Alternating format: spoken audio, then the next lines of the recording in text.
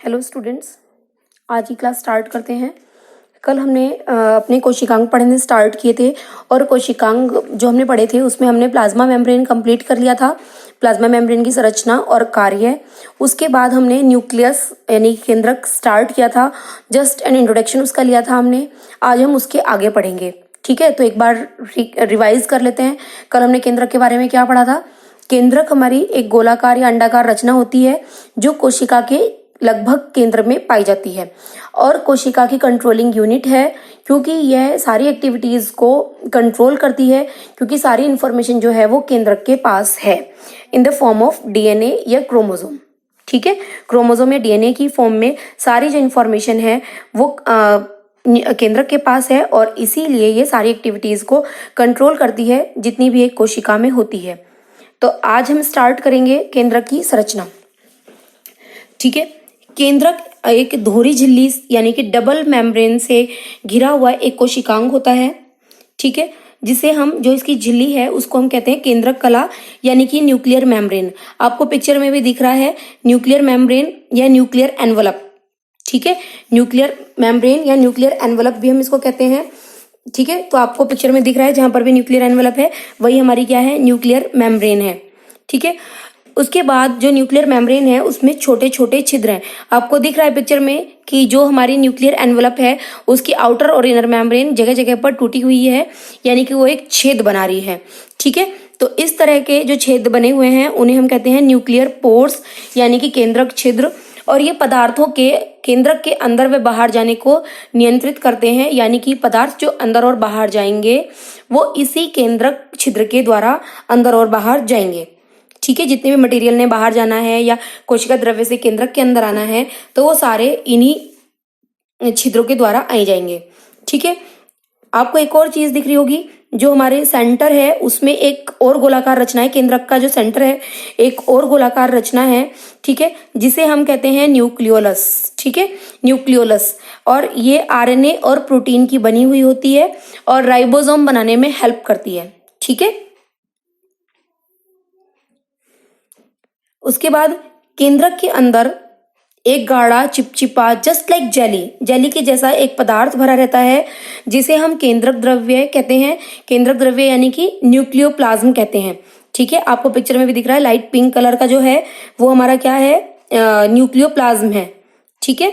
उसके अलावा केंद्रक के अंदर जो न्यूक्लियोप्लाज्म है उसके अंदर धागे के आकार की रचनाएं होती हैं, ठीक है, जिन्हें हम क्रोमोसोम या क्रोमेटिन मटेरियल कहते हैं, ठीक है। जब कोशिका अपनी बॉडी की ग्रोथ करती है यानी कि वेजिटेटिव ग्रोथ करती है, जब उसकी बॉडी आकार में बढ़ती है, ठीक है, तो उस टाइम जो क्रोमोसोम है वो पतले पतले धागे के आकार के होते हैं और एक जाल जैसी रचना बनाते हैं जिन्हें हम कहते हैं क्रोमेटिन मटेरियल, ठीक है। और जब कोशिका रिप्रोडक्शन के लिए तैयार होगी यानी कि जनन के लिए तैयार होगी, ठीक है, तो क्या होता है कि ये जो क्रोमेटिन मटेरियल हैं ये ठीक हो जाते हैं, मोटे हो जाते हैं और आपस में जोड़े बना लेते हैं, तब हम इन्हें कहते हैं क्रोमोसोम, ठीक है।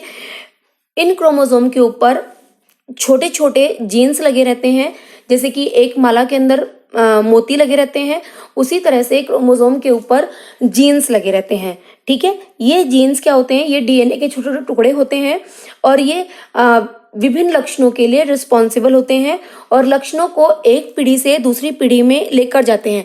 आपके शरीर में जितने भी लक्षण हैं, जितने भी कैरेक्टर्स हैं, ठीक है, जैसे कि आंखों का रंग, बालों का रंग, आपकी स्किन का कलर, आपकी शरीर की लंबाई, ये सब जो भी कंट्रोल करेगा वो कौन करेगा, जीन्स। और उसके जीन्स के ऊपर सारे कैरेक्टर्स होते हैं, ठीक है। अब नेक्स्ट है हमारा केंद्रक के कार्य। केंद्रक के कार्य क्या क्या हुए, एक तो यह है जीव के आनुवंशिक लक्षणों को एक पीढ़ी से दूसरी पीढ़ी में लेकर जाता है, यानी कि जितने भी लक्षण हैं उनको माता पिता से संतान में पहुंचाता है और इसे ही कहते हैं आनुवंशिकता और लक्षणों को लेकर जाना, ठीक है। नेक्स्ट, ये प्रोटीन संश्लेषण में सहायता करता है, क्योंकि केंद्रक के पास जो क्रोमोसोम है उनके पास ही सारी इंफॉर्मेशन है डीएनए की फॉर्म में, ठीक है। उनके पास एटीजीसी उनके ऊपर लगे रहते हैं, उनके बेसिस होते हैं। ये बड़ी क्लास में है तो आप बाद में पढ़ेंगे तो ज़्यादा डिटेल में नहीं जाएंगे, ठीक है। तो सारी इन्फॉर्मेशन जो है वो क्रोमोसोम के पास होती है और वो क्रोमोसोम उस डीएनए की फॉर्म में होती है उनके पास इन्फॉर्मेशन, और वो सारी इन्फॉर्मेशन किसके पास देंगे, आरएनए के पास देंगे, और आरएनए राइबोसोम की सहायता से प्रोटीन का निर्माण करेगा।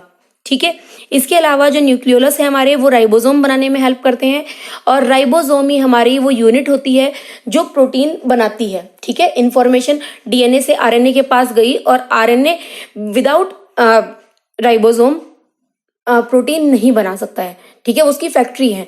रॉ मटेरियल तो हो गया, आरएनए के पास इंफॉर्मेशन है, पर बनेगा कैसे, जब तक वो फैक्ट्रीज नहीं होंगी तो कैसे बनेगा, तो फैक्ट्री कौन है, राइबोसोम। तो न्यूक्लियोलस क्या कर रहा है, राइबोसोम बना रहा है जो कि प्रोटीन बनाने में हेल्प करेगी।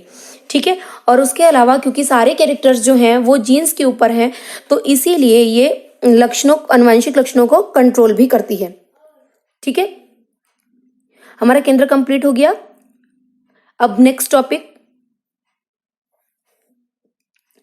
टॉपिक है हमारा साइटोप्लाज्म यानी कि कोशिका द्रव्य। ठीक है, तो सबसे पहले हम पढ़ते हैं इसकी संरचना।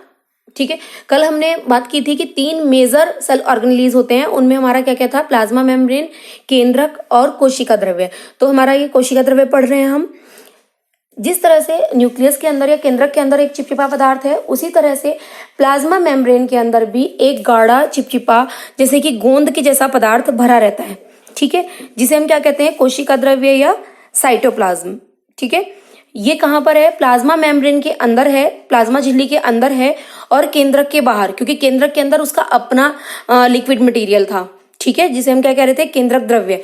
तो केंद्रक के अंदर तो केंद्रक द्रव्य है, तो ये कहाँ है, प्लाज्मा झिल्ली और केंद्रक झिल्ली के बीच में जितना भी हिस्सा है उसमें सारे में क्या पाया जाएगा, साइटोप्लाज्म पाया जाएगा। ठीक है, और साइटोप्लाज्म में 70 से 80% तक जल होता है, यानी कि इसमें बहुत ज्यादा मटेरियल जल का ही होता है, बहुत ज्यादा हिस्सा जल का होता है, और कुछ मात्रा में इसमें एंजाइम और लवण भी होते हैं, यानी कि सॉल्ट्स। ठीक है, क्योंकि इसमें एंजाइम पाए जाते हैं तो शरीर में होने वाली बहुत सारी मेटाबॉलिक एक्टिविटीज को ये कंट्रोल करता है। ठीक है, कैसे मेटाबॉलिक एक्टिविटीज, जितनी भी जो मेटाबॉलिक एक्टिविटीज होती हैं उसमें 2 तरह की क्रियाएं होती हैं, टूट फूट वाली और मरम्मत। ठीक है, जब टूट फूट होगी तो उसकी मरम्मत भी होगी। तो इस तरह हमारे शरीर में ये दोनों क्रियाएं साथ साथ चलती रहती हैं, जिन्हें हम उपचय क्रियाएं और अपचय क्रियाएं, ठीक है, कहते हैं। और ये दोनों मिलकर एक साथ वो क्या बनाती हैं, उपापचयी क्रियाएं, यानी कि मेटाबॉलिक एक्टिविटीज। ठीक है, तो ये मेटाबॉलिक एक्टिविटीज को भी कंट्रोल करती हैं। इसके हमारे साइटोप्लाज्म के कार्य, साइटोप्लाज्म जो है वो हमारे जीवन के लिए आवश्यक जितनी भी जैव रासायनिक क्रियाएं होती हैं उनको करने के लिए एक जगह प्रदान करता है। इसी साइटोप्लाज्म में वो सारी क्रियाएं होती हैं। ठीक है, जैव रासायनिक क्रियाएं कौन सी होती हैं, जीवों के शरीर में होने वाली जितनी भी क्रियाएं होती हैं उन्हें हम जैव रासायनिक क्रियाएं कहते हैं। रासायनिक क्रियाएं क्यों कह रहे हैं, क्योंकि उनमें कोई ना कोई जो भी जितने भी चीजें बनेंगी वो सारे के सारे, जैसे ग्लूकोज बन रहा है, कार्बन डाइऑक्साइड बन रहा है या वाटर बन रहा है, ये सारे के सारे हमारे क्या है, केमिकल्स। और क्योंकि ये केमिकल जो बन रहे हैं वो कहाँ बन रहे हैं, जीवों के शरीर के अंदर, और इसीलिए हम इन्हें जैव रासायनिक क्रियाएं कहते हैं। ठीक है, ये एक लिक्विड है, जैसे कि गुब्बारे में अगर लिक्विड भर देंगे, पानी भर देंगे तो क्या करेगा, वो उसकी शेप मेंटेन करके रखेगा। इसी तरह से जो हमारा साइटोप्लाज्म है ये कोशिका को एक निश्चित शेप देता है और उसकी शेप को मेंटेन रखने में भी, उसकी शेप को बनाए रखने में भी सहायता करता है। ठीक है, कोशिका में जितने भी कोशिकांग पाए जाते हैं वो इसी कोशिका द्रव्य में डूबे हुए रहते हैं। ठीक है, और जो कोशिकांग हैं वो आपस में इसी कोशिका द्रव्य के माध्यम से एक दूसरे से जुड़े रहते हैं, क्योंकि जो जितने भी कोशिकांग हैं वो एक दूसरे के साथ मिलकर ही कार्य करते हैं, कोई भी अकेला कार्य नहीं करता है। इसलिए उन सबको एक दूसरे के साथ की जरूरत है और एक मीडियम की जरूरत है जो उनको मिलाकर रखेगा, तो वो मीडियम है साइटोप्लाज्म। ठीक है, इस तरह से कोऑर्डिनेशन बनाकर रखता है सारे सेल ऑर्गेनेलीज में। ठीक है, तो आज हम इतना ही पढ़ेंगे, सभी बच्चे अपना काम कंप्लीट करेंगे। ठीक है, थैंक यू।